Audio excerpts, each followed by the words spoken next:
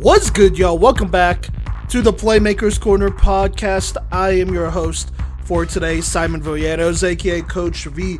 It is December 12th, 2025, and yes, we are back at it. In case you were not able to follow some of the news we had earlier in the year, we stopped doing high school coverage. It's a whole bunch of drama, and I'm not about to get into it right now, but we were always going to cover women's college flag football. And that is only going to stand even more as there are so many new teams right now. In the past, we have covered NAIA pretty much since the beginning. Outside of year one, we've done it pretty much since, I want to say, 2021, 2022. And, it's been great. I think even right now, I'm not going to lie. I still think it is the highest level of women's college flag football right now. But, things are changing. There's plenty of junior college programs that are very good. Some even better than some of the NAIA schools right now.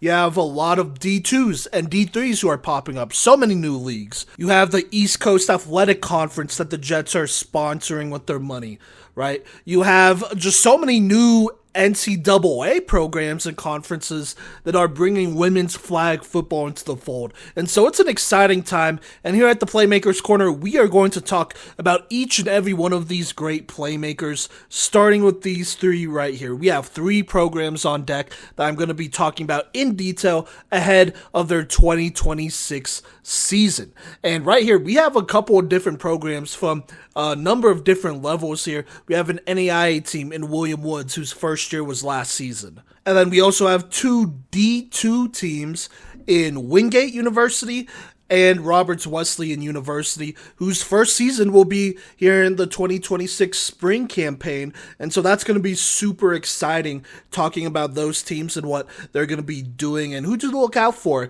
this upcoming year. And so with all of that being said, it is great to be back. Let's get right into the football. All right, now let's get this started talking about the NAIA team, and the only team here that has played a season already or has played before, and that is William Woods University. As of, I want to say this is January, February, March, April 27th. So these are the final PMC rankings we gave them when we did our NAIA rankings. William Woods, we had them as the 10th best team in the country going into the national tournament. Now, let's talk about what happened last season, right, at William and Woods. They went 15-8. 12-5 in the regular season. They played in the KCAC, played a couple out of conference games, right, which were interesting. And they had maybe one of the most compelling / interesting storylines in the country last season. So last season was obviously their first one. They started the year under head coach Joe Schlager, right? And then a couple games into the season, it was announced that Coach Schlager would be moving on to Wingate here, who we will be talking about at the end of this episode. And so it was a whole thing, right?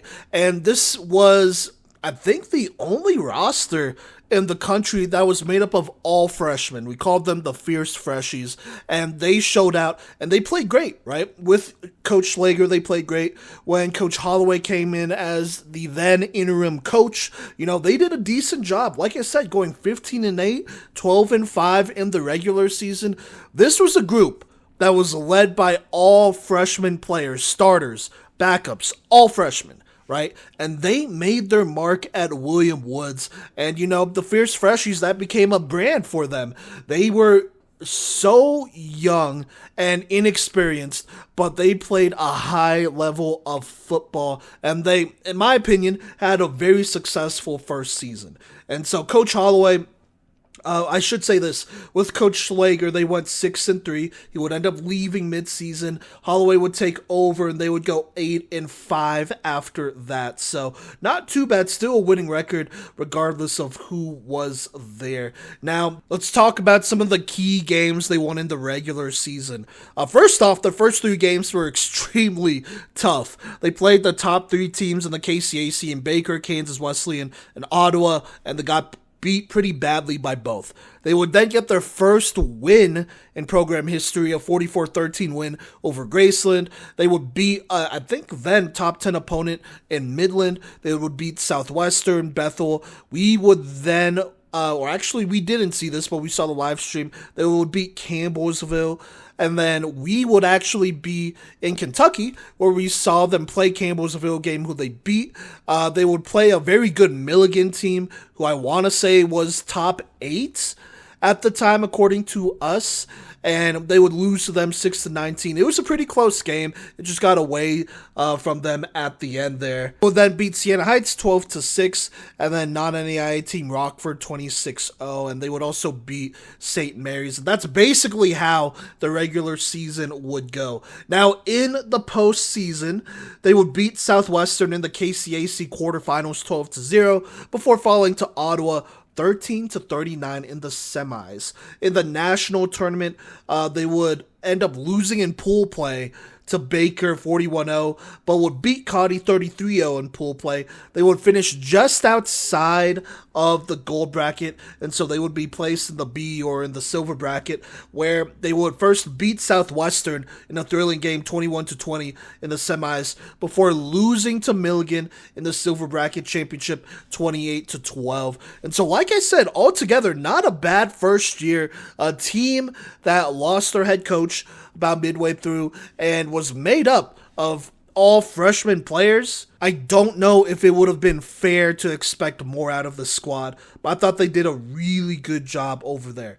Now, with Coach Schlager gone, they would end up losing a lot of players. Let's talk about the departures. Most of these players are still playing women's college flag football, but they are no longer at William Woods. And unfortunately, these are a lot of players that made our all-freshman list and recognition there. And I think one of them even made our all-PMC team in Ebony Brusso, who we'll talk about later on in this episode, but they would end up losing Kennedy Van Noy, their quarterback Mackenzie Hicks. I mentioned Brusso, she was a star for them, rusher, receiver. Natalia Hernandez de Leon was another starter they lost. Jaden Jalbert was another one they lost. Emma Anderlich, Olivia Perkins, and Maddie Jones were all players that they would basically end up losing in the transfer portal. And so that's tough. Right? I mean, basically, they are going to go through another rebuild right here as Coach Holloway. He has also been named as the official head coach, and so he's putting his stamp on this program here, recruiting and doing his thing in order to make William Woods the program that he built, right? And so, with that being said, they do bring back some great players. I want to mention Addie Schillick for them. She made our all-freshman team, and then I think she was a second team all-KCAC player on offense at center, so that's pretty big for them. But she will be returning. She's one of the key players that will be returning, but we'll talk about her in a minute. Before I do that, let's go ahead and mention all the players that they brought in. As you know, they lost a lot of players, but they bring in a lot of players, right? And so once again, all freshmen, or mostly all freshmen. And I'm just going to go down the line here. They bring in Nevaeh Boyd, safety wide receiver from Hanford, California. Jada Dawkins, wide receiver DB from Zion, Illinois. Mira Perez, wide receiver DB from Staten Island, New York. Angelina Thomason, I want to say, wide receiver DB from Margate, Florida. Jazzy Dunaway, wide receiver DB from right here in Colorado, went to Columbine High School, as well as her teammate Meredith Ernst, safety from Columbine High School as well. You have Aja Smith, wide receiver linebacker, corner from Orlando, Florida, but I want to say transferred from Baker. And then speaking of Baker, you have Shemaiah Williams, who is a athlete, quarterback, wide receiver, safety from Miami Gardens, Florida, but transferred from Baker. I think she also previously used to play for Fort Scott Community College as well. So you lose a lot of players, but you bring in a lot of players. And so things definitely become interesting for William Woods, who, in their short history, do have a great a very, very good track record of successful freshmen playing for them. So that's a plus, right? I think if there's any team that's going to rebuild with all or mostly high school recruits, it's going to be William Woods. And so Let's talk about these key athletes. Let's start with Addie Schillick here. Last season, she showcased that she can play pretty much anywhere and be successful. On offense, she brought in 60 receptions for 530 yards and 6 touchdowns. Defensively, had 42 flagpoles and 7 interceptions. I think she is the face of this program and the leader of the group this season. Look, there's not really anybody else on here that has been playing flag football for that much longer than an Addie Schillick, and in my opinion, she is one of the great minds of the game right now. She's a smart player that you want on the field just because she is going to make the right play day in, day out, right? That's just what she's going to do. She's going to make the right football play. If you need to have a play where you absolutely need a play to continue a game or to win a game, you could count on Addie Schillick being there. So there you go, right there. Continuing to speak on players who will be returning this season, we have Olivia and Sam Menard, the 5'6" twin receiver DBs from Florida. I actually mentioned them on last year's preview. You could go ahead and check that one out here. But, they took somewhat of a backseat to some of the other standout freshmen on this team. They still got a lot of playing time, I would say, for freshmen.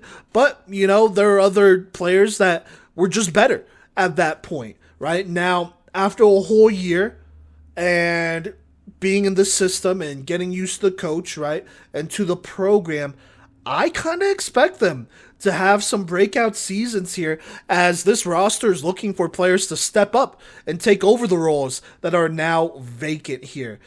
You also have Giselle Sotero and Miranda Verrett who are returning for this team as well. And so all these players got recruited to college for a reason. They're all going to play, and I think they're all going to do well. Last year, like I said, I was high on Olivia and Sam Menard. I still think that they could be big time for this program. I got to watch them live in Kentucky, and I honestly liked what I saw, right? And so now stepping into a bigger role, I am very excited for them as they enter their sophomore year. I think it could be a really big season for them as, they take on a couple more receptions, take on a bigger role on offense, start longer and get in there and play and do their thing for a longer period of time on defense, right? I think having a year to kind of sit and watch a little bit and also play, right? It's not like they didn't play at all, but now it's their time. I'm really excited for them, and I'm looking at them to really turn it up for William Woods this season.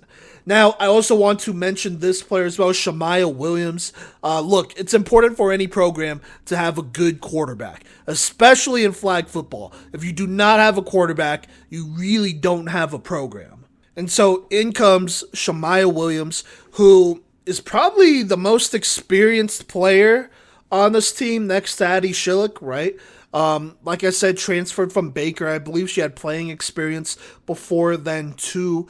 Also coming from Florida, where, there's a chance that she's played for a good while. And so you want your quarterback to be somebody you can rely on. I mean, you're getting somebody who's reliable, right? Who has experience. Now, we're going to see how she does as a starter for William Woods, but as of right now, it seems like that she is going to be the starting quarterback for them, and so that's definitely going to be interesting. We're going to see what happens there.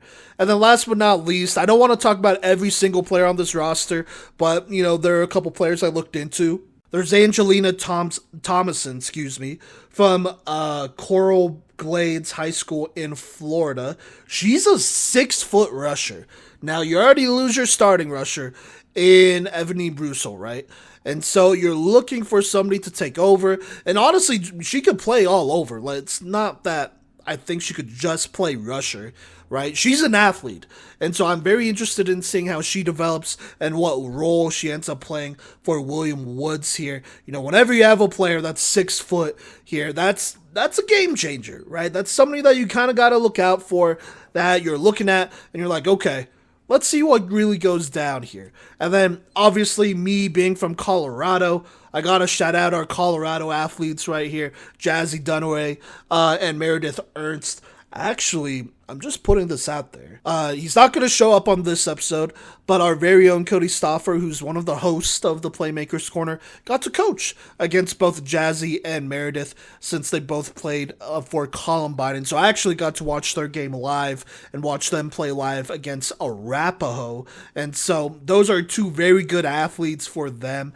And, William Woods, that's a program that has a pipeline that's very strong to Colorado. And so you have two more Colorado players here that are going to carry on the legacy that Matty Jones from Mountain Vista did last season as Colorado players. So excited for them as well. And I just wanted to make sure I shout them out. And so either way, you look at this group here, there's a lot of players here. There's a lot of players that you look at and you're like, okay, somebody has to step up. You need receivers. You need a quarterback, right, to really be productive. You need a team that could go score. And then you need a defense that could pick up where they left off last season, right, and could play at a high level. The KCAC is no cakewalk. And on top of that, I probably should have mentioned this at the beginning of the episode, in the NAIA ranks, flag football is now an invitational sport. And so they are only going to invite, I want to say, either the top 8 or the top 10 teams for an end-of-season tournament to decide who's the national champs. For William Woods, like I said, last season before the tournament, they were at 10. They were just outside, at least according to our rankings, which ended up being pretty accurate and whatnot. And they're going to be, once again, they're probably going to be battling for one of those spots here. And look, honestly, the precedent has already been set that inexperience is not an excuse for you to not have success. Now, if it takes some time, I think that's the logical way to approach that, precedent or not, right?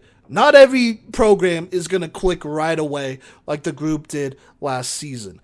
But this is a William Woods team that I think expects more out of themselves. And so we're going to see what happens here, but it's going to be very, very interesting to see how it all goes down. Now, we're going to go ahead and look at their schedule. I don't want to I don't know, screw it, whatever. I'm going to go ahead and be bold, and I'm going to start predicting some games, or at least just looking at those teams and what I know about them right now as of December 12th, how I feel about the matchup right now. Because, like I said, I think it's going to be really close whether or not William Woods gets invited, and it's going to come down to a couple games, a couple key games that they definitely need to win in order to just leapfrog in front of other teams that might make it in over them. And so let's go ahead and talk about it. And by the way, that's only NAIA teams that it's invitational only for. So just keep that in mind. Okay, so to start the season, February 28th, Saturday, they started at Southwestern. It gets interesting, right? This is a team that I feel like they played really close the last couple times last season, right? I think in the semis of the silver bracket, I want to say that was a 1-point game. So that tells you where they are.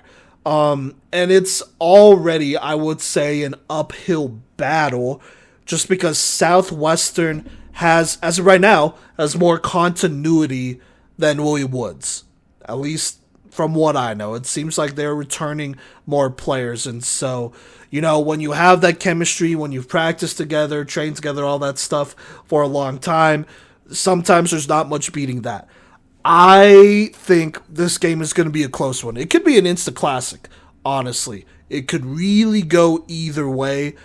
I'm going to say that Southwestern has the advantage. Plus, they're also playing at home, so that is definitely, obviously, an advantage, right? And so we'll see how that goes. And like I said, I'm going off of information that I have right now here in December, and I don't think Southwestern has posted their official roster yet for 2026. But assuming they bring back everyone, or mostly everyone, I know they are losing an Andrea Moon, I want to say. I probably still lean Southwestern because their offense is going to be more intact than William Woods. Then they play Cotty. I respectfully think William Woods should definitely win this game. Same with Bethel. They play Midland. That's a game that could go either way. legitimately. I think William Woods, that's their fourth game of the season, right? The offense is gelling. The defense, I'm really not that concerned about. I think defensively, they might not be as electric as last year, but they could definitely build to that. We'll just see how long it takes, right? I think against a team like Midland, that's a team you could beat.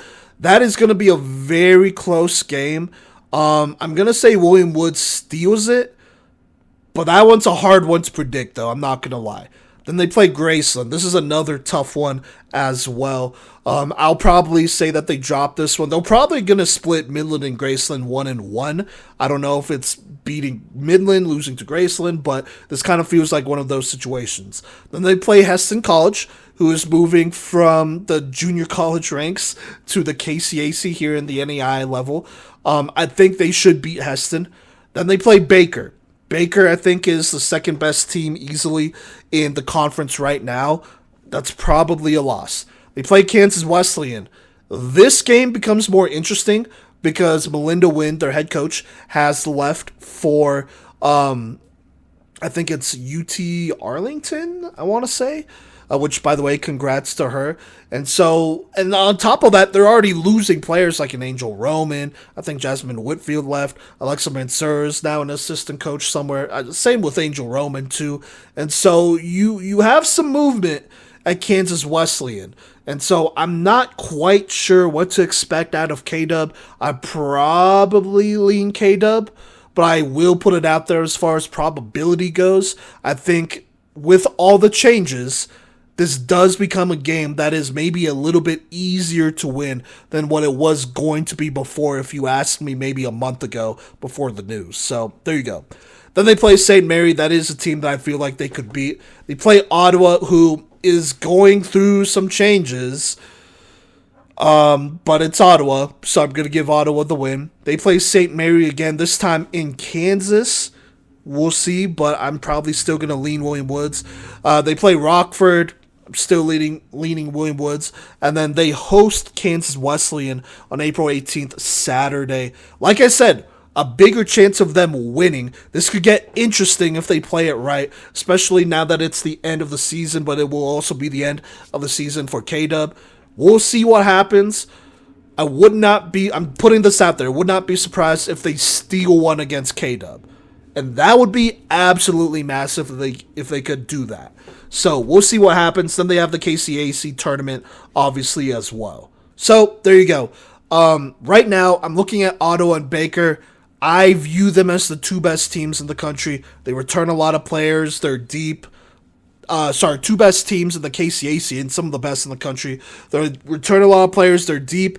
They're going to be tough. K-Dub, even with the changes, if Shihiro Wada's back, they're going to be tough no matter what, I think. Now, the level of success could vary, but I think if you are William Woods and you are looking to make the NAIA tournament, you have to beat either Ottawa, Kansas Wesleyan, or Baker at least once. Truthfully, I think you have to do that. And then I think beating Midland high key is also a must win. I would also say beating Midland and Graceland high key are also must wins there. Actually, see, I'm already backtracking. Is it too far to say Southwestern, Midland, and Graceland are all big? I mean, these are all big games. They're conference games, right? So you wanna do a good job, obviously. But just thinking about the rankings and how they're going to do this invitational, it's going to be really hard to justify William Woods getting in if they don't sweep a Southwestern, Midland, Graceland. Or maybe they win 2 out of the 3 and then they beat a K-Dub, Baker, or Ottawa. That's kind of the path to the invitational, if I'm being honest here. That's what I'm seeing right now. Now, for them to do that, here are the keys to success. Number 1, Shemaiah Williams, who I assume is going to be their starting quarterback. She has to be productive, whether it's on the ground, whether it's through the air, right? Have to be productive, have to score, take care of the football, all the basic football things, but you got to score at least 3 times a game, I would say, to really be in it. Comfortably, I would say. So, there you go. The quarterback play is going to matter. Like I said, if you do not have a quarterback, you really don't have a program. And so we're going to see if she could hop in there and do her thing. And we're rooting for her, obviously. We're not really rooting against anybody. There's no reason to do that. So I'm excited to see if she could step up to the occasion. And honestly, also, not only step up, but how far can she go? That'll be the interesting thing looking at William Woods this year. And then I guess the other storyline or the other thing that needs to happen for them to win the games, to get into the Invitational and, have a postseason and all that stuff, can they have a couple true breakout freshmen contribute to this team? I don't think one is going to be enough for you to win the games that you need. You probably need multiple to break out and have a good season, not just for freshmen, but just for a college flag football player in general, and step up and keep you in these games and competitive. There's going to be plenty of playing opportunity. And so it's going to come down to who takes the opportunity and runs with it the farthest. Who takes advantage of their playing time and proves to not only Coach Holloway, not only the KCAC, but the country that William Woods is here. We're going to see what happens. But I'm very interested in seeing that. You have a number of players who could do that. Like I said, mentioned the Menard sisters, Thomason, mentioned Shemaya Williams, all these other players, right? We know Addie Schillick's going to do her thing, right? But who else is going to step up and contribute to this team and a winning effort? So we'll see what happens. So those are the keys to success, I think, for them to getting to where they want to be. Now, some key storylines. Let's talk about Coach Holloway. First off, love the guy. Got to have a great conversation with him when he visited Colorado here in the fall. Shout out Coach Holloway. I love what he's building over there. Going into year one, this will be his first true full season. How does the team look? Offense, defense, right? What does the Coach Holloway William Woods team really look like in year one, right? Because this is only the beginning, and he intends to be there long term. This is a process, right? I don't think it's illogical to expect growing pains. And so we'll see what happens, but that's one storyline to keep track of. How does a Coach Holloway era look like truly in its first full year? I think the other storyline is, can this William Woods team replicate the success of last year? Or will it take a little bit longer to develop, right? And I think that's pretty black and white. It could go either way, really, right? And if it takes more time, it takes more time. That's just what it is. It's really hard to build a program in 1 year. I know it's happened before on the NAIA level, but it is extremely hard to do that. And so we're going to see what happens. But either way, I'm excited for this William Woods team. Because at the very least, this is a team that could ruin someone else's season, like late game. I'm already calling it. Second half, say, it takes them a little bit to really get going. They don't win all the games they need to. And, we're looking at a team like a K-Dub who, they can't afford a regular season loss. We're looking at teams like a St. Mary who is trying to continue to build, a Rockford who's trying to continue to build. They could ruin someone's season by beating them late. And that's it. Right? They're not. I don't know if Kansas Wesleyan could afford to suffer a loss to William Woods. Ottawa and Baker realistically could probably tank a loss, but it would have to be maybe one of their only two losses max for them to make it. Right? Ottawa will probably get a longer leash because they are the defending national champs. I would be really surprised if they just miss the whole thing. So there's that. So William Woods, regardless, I think is going to be interesting. They're a young team, again. Now, with that being said, it's not impossible to see them do well. I think that precedent has been set. It's just going to come down to what happens on the football field in February, in the spring, right? What really goes down, and how does this team look? Where are they in their journey as a program? And I'm excited to see that and to see all the hard work they put in. I know Coach Holloway has been working hard. He's bragged about all his girls and whatnot, his young athletes over there that have been really putting in the work, that have been grinding. And I think he's building a really good culture over there. And so, like I said, shout out Holloway, shout out William Woods. I'm excited to see what the next step, what the next era of William Woods flag football looks like. And so, best of luck to them, rooting for them, and we'll just have to see what goes down. Okay, now let's go ahead and switch gears just briefly. I want to talk about a brand new program out of Rochester, New York. One of the first women's college flag football programs from New York, and that is Roberts Wesleyan University, currently listed. And by the way, I want to give this group a shout out because they have just been excellent. But shout out collegiateflagfootball.com. According to their website, they are listed as an independent D2, so not part of a conference, at least officially just yet here. But, they're going to start competition here in the spring of 2026. And so things are going to get really exciting for this Roberts Wesleyan team. So let's go ahead and talk about the head coach here, Paul Fricano. He is actually a former D1 football player, played for Eastern Michigan, was their kicker, and then obviously played in high school and whatnot before then. He is a native of Rochester and currently, I think, serves as the resident director on the North Campus, I want to say, of Roberts Wesleyan. So he is a local guy, but he has football experience. And so it's going to be very interesting to see how he leads this Roberts Wesleyan program into year one and into the future. Now, like I said, they are a D2 school, currently listed as an independent, not part of a conference, but there are actually a lot of other schools in the area, New York schools, I should say, in the area, in the state, close by, that they could compete against on multiple levels. And so, whether it's D2, D3, I don't know about NAIA, could be mistaken, but things could definitely get interesting over there. And so, there's going to be a number of games that they should play this season. Now, let's talk about some of the key players, or at least the players that I have researched and looked into and I think are going to be very, very good. And let's start with their freshmen, starting with I think she's the only player listed at quarterback, and that is Amy Turner, who was a first-year starter for Greece Arcadia High School, which is close by. I think their first year was her senior year, and in their first year, she led them to the semis. Also, a very accomplished three-sport athlete in high school, playing basketball and volleyball as well.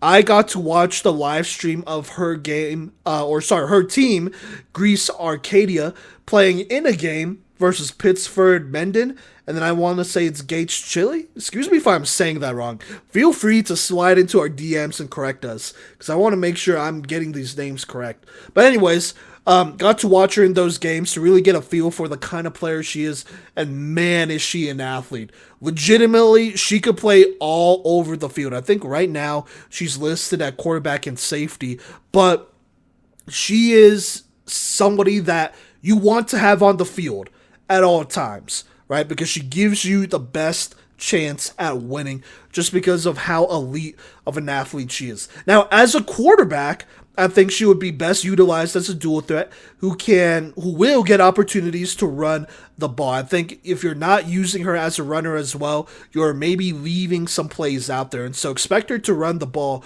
quite a bit. She has shown some nice ability to throw an efficient and on-time short game. Watching her throw some of these balls and it getting there on time, in rhythm, and accurately, I like what I see as far as the short throws go.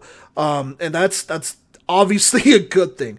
I do think she has the natural arm power to stretch the field and throw vertically, but the accuracy could definitely use some work. Now, like I said, she was a first-year varsity player her senior year, and so I think really the potential and the possibilities that come with that are endless because she's truly just getting started. And so I really like where her ceiling could be. honestly, because I think if she improves some of her mechanics, then she becomes a more accurate thrower. Right now, she has a little bit of an elongated throwing motion. The ball comes really low when she's snapping it back right before she releases it. And so that is something that could be fixed with time. I'm not super concerned about it. It stands out right now, but I do think that's something that she can go ahead and improve, getting the ball out quicker and improving those throwing motions so that you can throw with more efficiency and accuracy. And so, like I said, really, I mean, she is just coming off her first year. She has time to develop. And on top of that, she has great athletic ability. And so what it comes down to is refining that athletic ability so that you can have a quarterback that is playing to the level that they should be at with their athleticism. And so I really, really like the ceiling and the potential that she has here. She's a great runner. I mean, she makes great cuts. Her acceleration, her deceleration, her agility. She is legitimately a player that could play all over the field, right? You could put her at wide receiver if the whole quarterback thing doesn't work. But I don't think it's ever a bad thing putting your best athlete potentially at quarterback and just seeing what happens. And so I'm really excited to see how that works out for Amy Turner. I really love the film that I saw. Obviously, she's raw. That's to be expected, but that's what coaches are for. Coaches are supposed to help raw athletes turn their potential into greatness. And so we'll see what happens there. On top of that, here are two other players who are also freshmen that they will be bringing in, and both of these players that I'm going to talk about next have been listed as co-captains, and that is Kate Rayburn. She's a nice two-way player from Greece Athena who was very productive as a receiver and a linebacker as a senior, and obviously one of the best players in her area. Got to watch a game or so.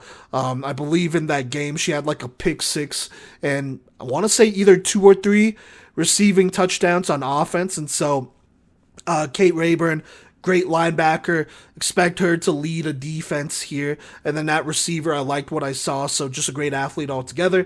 And then the other co-captain here that they have listed right now is Sarah Safang. I believe that's how you say it, and if it's not, I apologize. Please reach out to me, through PMC, or I guess if you want to reach out to me on Instagram, Simon Villanos, you can too. But let me know how to say your name, because we're going to be covering your games hopefully this season, and we want to make sure that we're giving you the respect you deserve here. But Sarah Safang listed as the other co-captain, a taller player listed at 5'9", who has great ball skills and moves really well after the catch. And one of the games I watched her in, actually I can't remember if it's a game or if it was a highlight reel, but she definitely returned a punt for a touchdown. And then just watching her after the catch, just so electric, has the ability to go make tough catches in one-on-one, but is somebody whose acceleration and agility just make her a very difficult wide receiver to guard. And even then, I think she's also just getting started. She should be one of the top targets for this team going into the spring of 2026, going into their first year here. She could have a very electric season for Roberts Wesleyan, and so I'm extremely excited about that. I think this big three of freshmen right here of Amy Turner, Kate Rayburn, Sarah Safang, who are all local players, and who I really like their film of, at least the games that I was able to watch through. I think they are the future of Roberts Wesleyan moving forward, and it's going to be exciting. I think it's going to be super exciting to see how far they could go with this group and, how they set the bar in year one. In the last segment, we talked about the Fierce Freshies, the only team in the country with starting all freshmen, and we saw what they were able to do in year one. Now, this Roberts Wesleyan team, they are also going into year one. On top of that, I expect them to play against a lot of D2 and D3 programs who will also be entering into year one. I really think it's anybody's game. It's just really a matter of who takes advantage of the opportunities most that are presented to them. So we'll see what happens. On top of that, this Roberts Wesleyan team has a lot of multi-sport athletes. It feels like the whole basketball team is on the squad, which is good because in all the years we have covered women's college flag football, I feel like it's kind of a known thing that basketball players translate really well to football.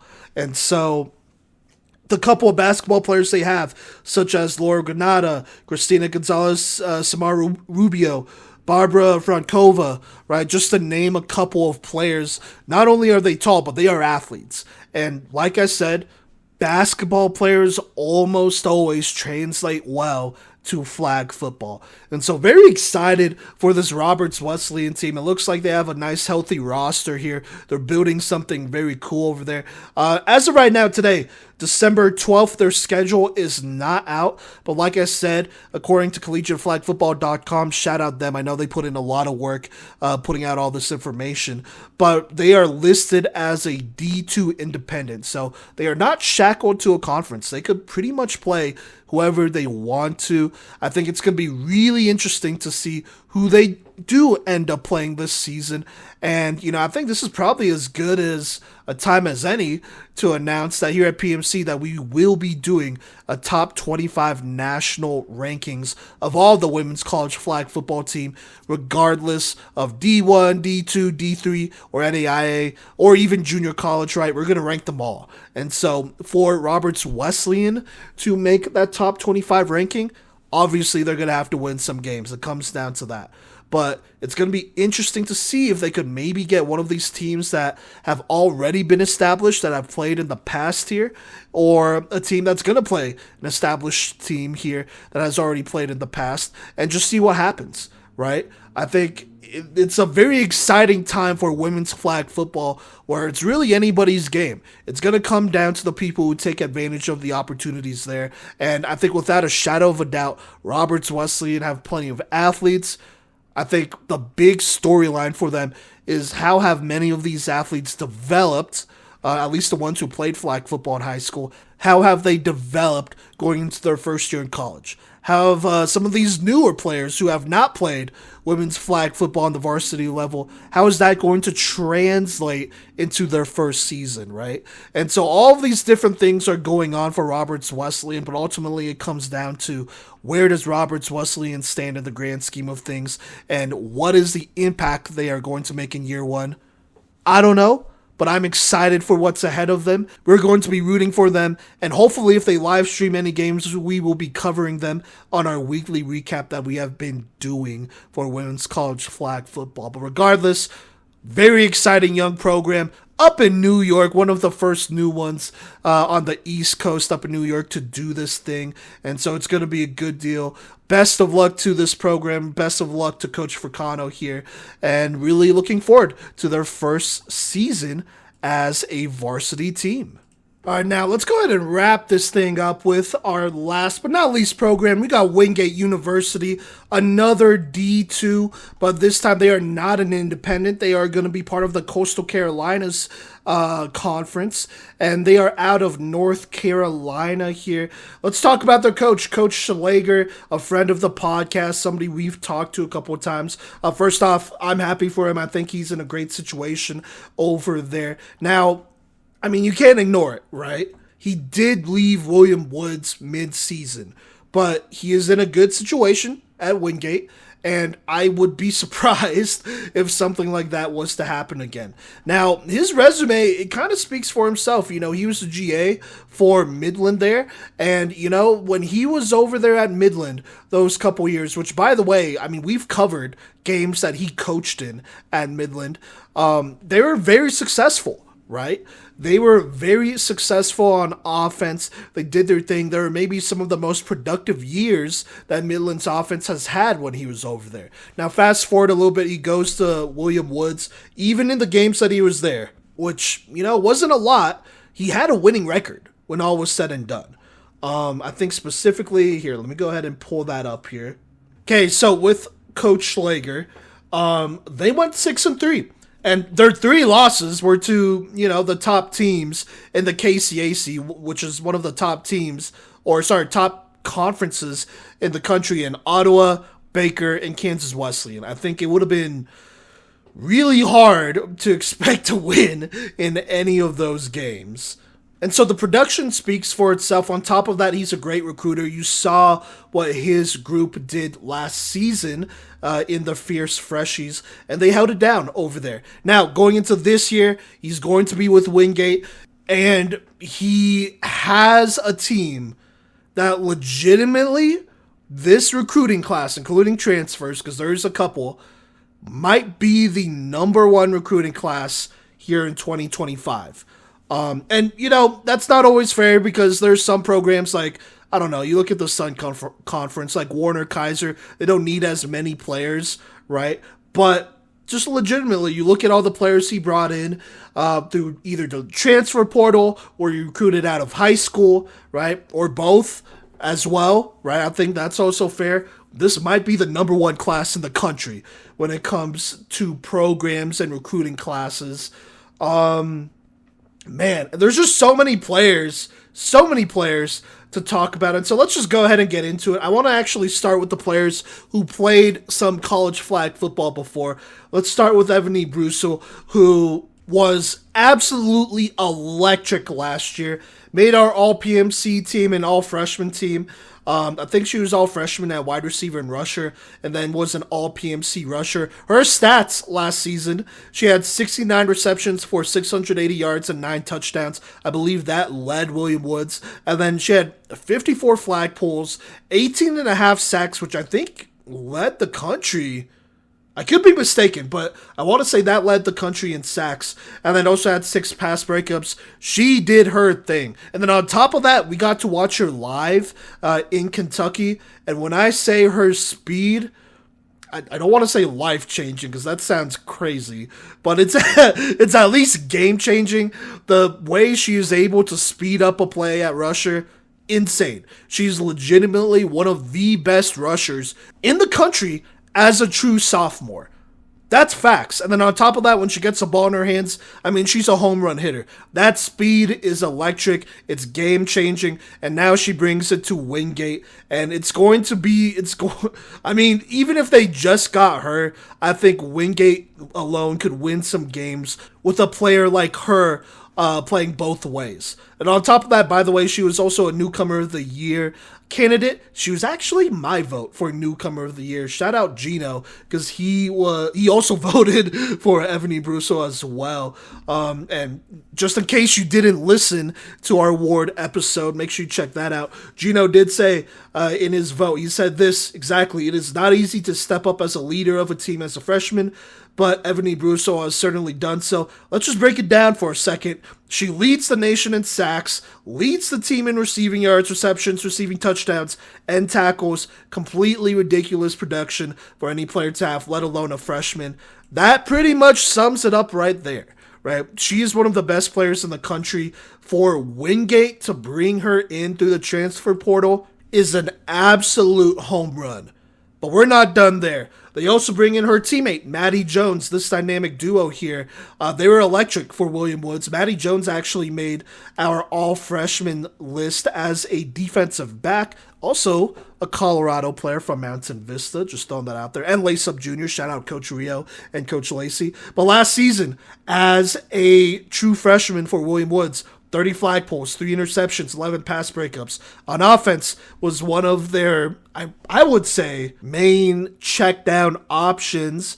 You know, she had 151 receiving yards, 2 touchdowns on 37 receptions. And so you bring her in, she has a lot of experience on that winning team, on a young winning team in William Woods here. Very versatile athlete. Another year for her to get better. And at Wingate too with Ebony Brussel, expecting another big year out of her. On top of that, speaking of Colorado, we have another Colorado native athlete here from Ralston Valley, but transferring from Kansas Wesleyan University, and that's Addie Cadwell, who made a big impact. I don't want to say big impact, but made an impact in a very crowded and upperclassman heavy wide receiver room at Kansas Wesleyan, one of the deepest in the country last season. And Addie Cadwell still got 19 receptions for 235 yards and 3 touchdowns. She's an electric wide receiver, somebody who's a true burner when she gets the ball in her hands. It's going to be exciting to see her joining this roster. And then now we have 2 players. These last 2 players I'm going to talk about that are transferring are coming from Bryan and Stratton College. Both of these players, natives of Nevada here. The first one I want to talk about, Kaylee Montalvo, Hopefully I'm saying that right. But Montalvo last year played both ways, wide receiver and DB, and was a great player coming out of Powerhouse Green Valley in Nevada as well. Last season in the postseason tournament was very productive, catching touchdowns, interceptions. It felt like every single game. And so she returns as somebody who brings a lot of speed, a lot of football experience, probably another DB that you could throw in there and expect to do well. And then obviously adds to the wide receiver depth, right? Another person who has some great speed and is dangerous with the ball in her hands. Then on top of that, they bring in Sarah Leibowitz, who was another two-way player from Bryan Stratton, who was very productive on both sides, but I would say was a little bit more noticeable as a player who racked up a lot of flagpoles at linebacker. And so, and she's also a taller linebacker. I want to say she is like 5'9", 5'10", something like that. And so, you have two players from Bryan Stratton College who, really took that first year at a junior college and played well, and now they're at Wingate here, and they bring a lot of experience, right? Just like those William Woods players, and they're looking to contribute to a team and their success here very early on, I would assume. Now, let's go ahead and talk about the freshmen that they bring in, the true freshmen who, like I said, number one recruiting class in my opinion for a reason. Let's talk about it, starting with, I believe it's pronounced Haley Buis.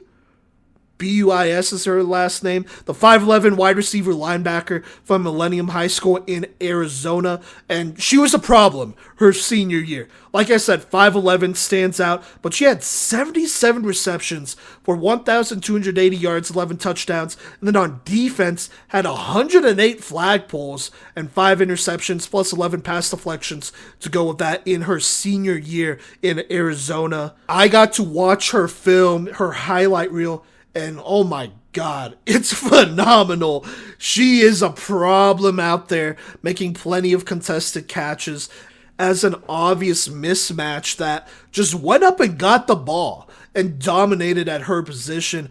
I honestly think right now she will be a tough jump ball receiver to defend, and she's somebody that adds another wide receiving option to this stacked squad already. Somebody who could go up there and go get it. And then defensively, obviously, she could go in there and play at either DB, linebacker. We'll see what she ends up playing here. And actually, I guess I could look up no positions are listed on the roster, so never mind. But we will see what she ends up playing. Either way, her standing at 5'11 and being the type of athlete she is, with the ball skills that she has, with the aggression that she has out there, it's going to be different. It's going to be different for sure, especially already considering there's a 5'10 Sarah Leibowitz who can also play wide receiver too. They got some height. They got some height out there, and they got some jump ball receivers. To make things a little bit tougher as well, let's go ahead and go to Florida, where, they bring in another great player in Janelle Francis from the Florida powerhouse, Apopka, where she's a legend. And that's saying something. Florida has a rich flag football history. Its history is as old as I am, pretty much exactly, because they started in 98. I was born in 98. And so in the 27 years, Janelle Francis is one of the best players to play flag football over there. In her senior year, she put up some crazy numbers as a dual threat quarterback, throwing for 1,527 yards, 14 touchdowns to 6 picks, but rushed for a whopping 1,733 rushing yards and 20 rushing touchdowns, averaging 14.7 yards a carry, which is massive. She has game-breaking speed, and honestly, another player you cannot afford to not have out there on the field. Your team is probably better when you have an elite athlete as her out there, and a true student of the game. I think she is going to be the next great player from that Apopka program over there. And it'll be interesting to see if she plays quarterback. Maybe she plays somewhere else. She does remind me, not a lot, but just a little bit, of Kiara Knight, another alum of that high school, of that program over there, who played some quarterback and then switched over and played a little bit more receiver. Either way, she's a player that you got to have on the field. Between the IQ, the athleticism, the ability, I wouldn't be surprised if she's their starting quarterback, but I also think with a player like Francis, you can move her around and get really creative with your play calling, especially with the receivers that you have recruited. You can put a lot of teams in a blender when you have a true dual threat who can throw and run the ball and be dangerous in space. So there you go. One of the best players from Florida going to Wingate, and that's a huge pickup. Now, I'm going to let my bias show just a little bit, but we have some Colorado players I want to mention as well. If you want to hear more about them, I'm going to try not to harp on them for too long, but if you want to hear more about them, we have literally followed some of these players since they started playing flag football as sophomores back when it was just a pilot program.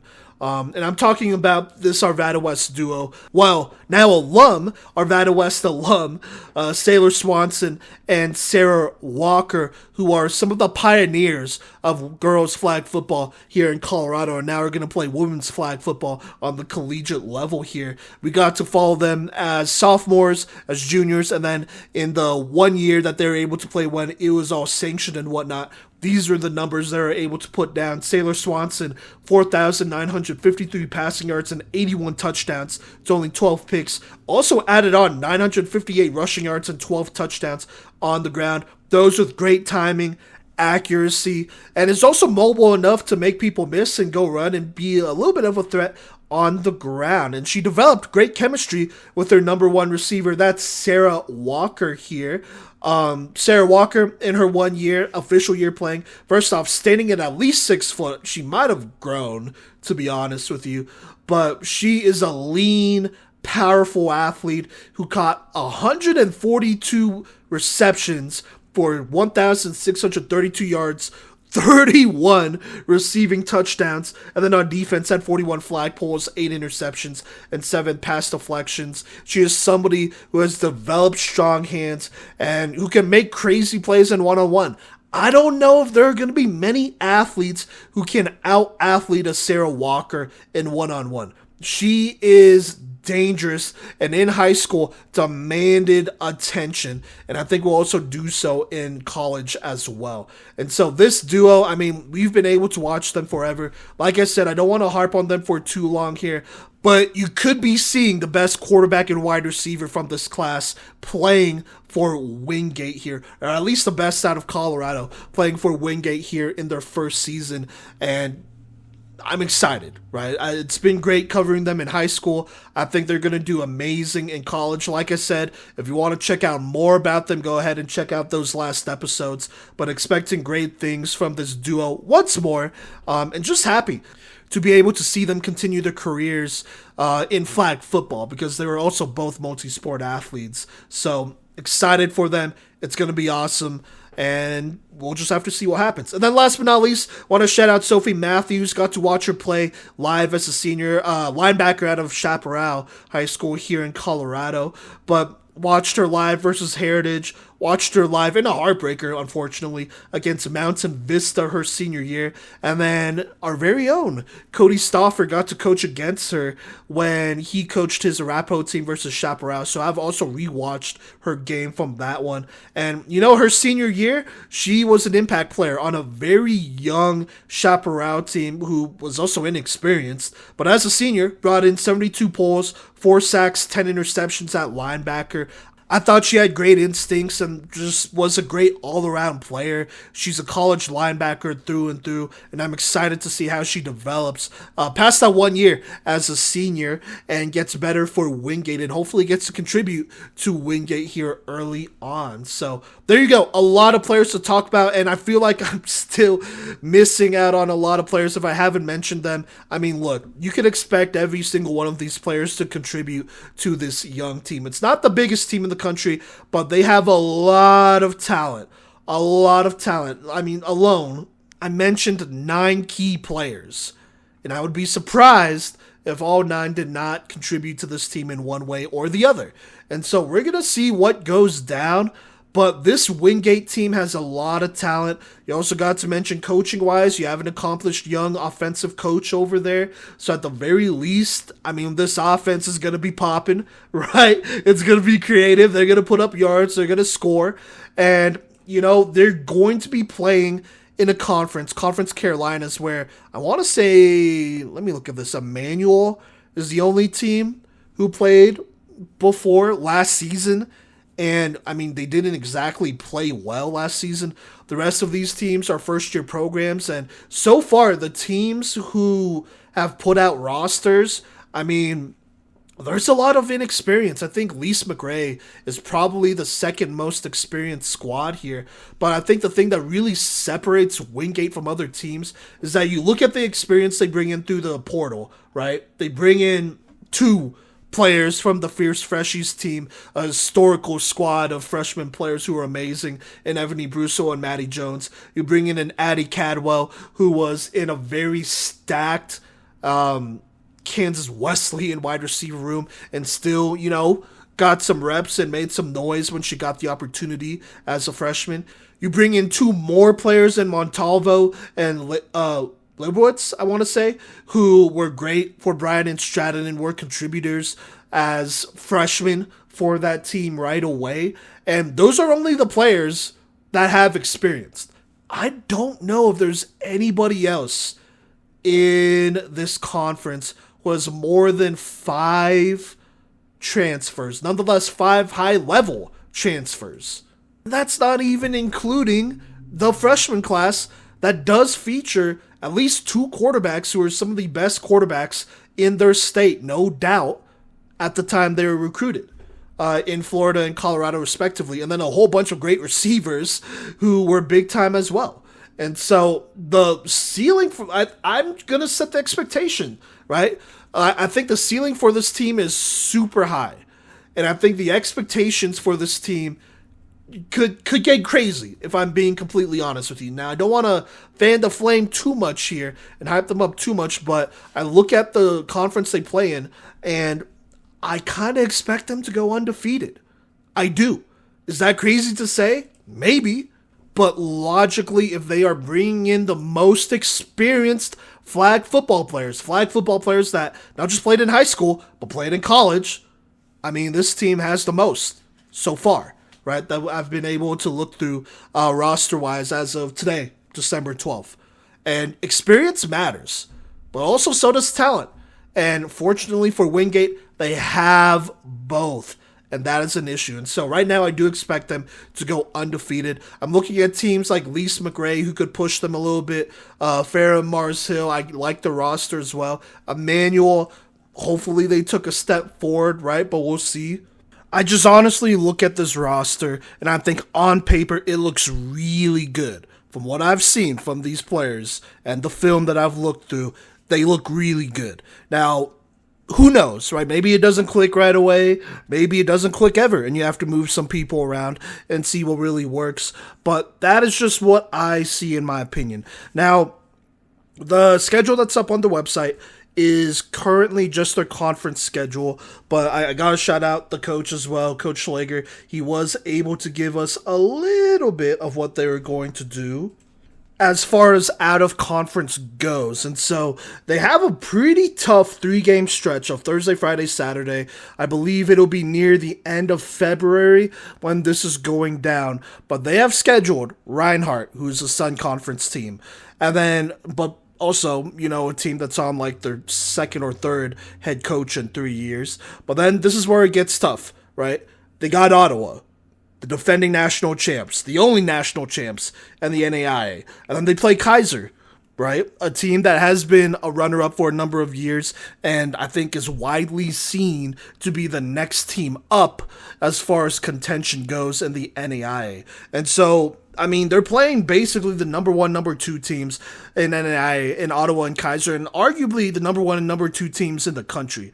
And so I think having those games early on, I mean, you definitely rather play Ottawa and Kaiser early than later. I think that'll be a great opportunity to really see what this team is made of, to really see, okay, on paper you look good, but on the field, how do you stack up against the best? And so this is an amazing opportunity for them to really show out because, like I said, I think they have a lot of talent. I think they have a special group, truthfully. Now, I say this every once in a while when it comes to previews, but years ago when we first started doing previews, I previewed a Thomas team that would end up going to the national championship. And in that preview, I did mention that I would not be surprised if they made a run that year in year one. I'm not going to make the same one with Wingate, first off, because there's no D2 national championship yet. While I do expect them to be probably the conference champions, it's a long road ahead, so we'll see what happens there. But I will say right now, this Wingate team is talented.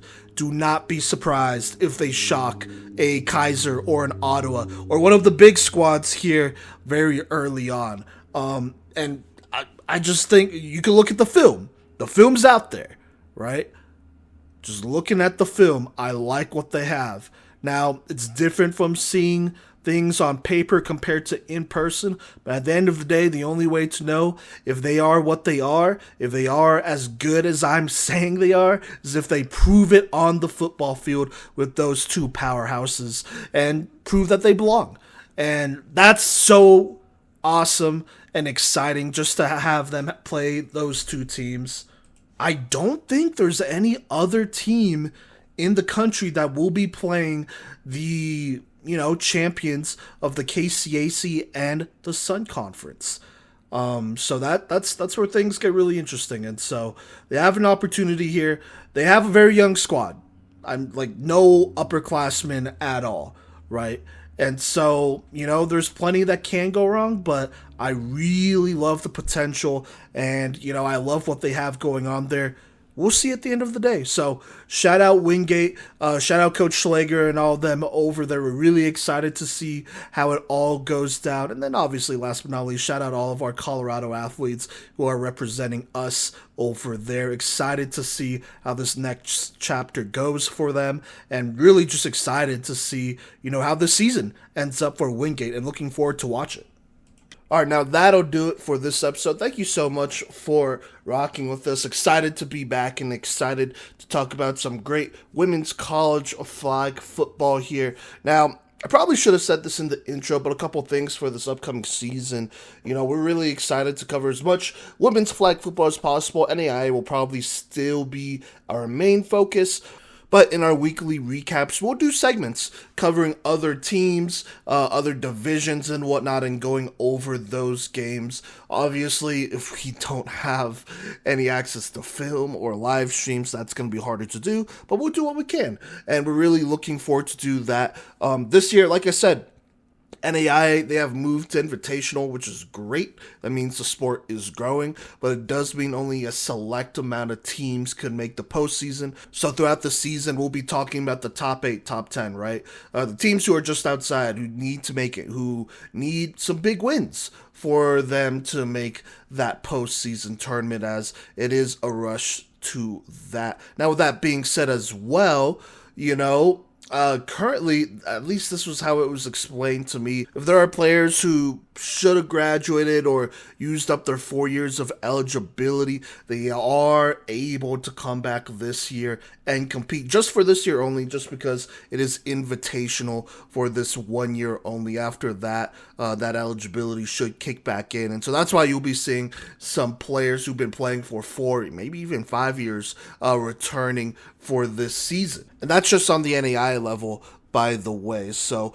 really excited to cover all of that. And then moving forward as well, we will be doing a top 25 national rankings. Myself, Cody, and Gino will be doing these. But, we're also looking for some contributors. We've reached out to some media people.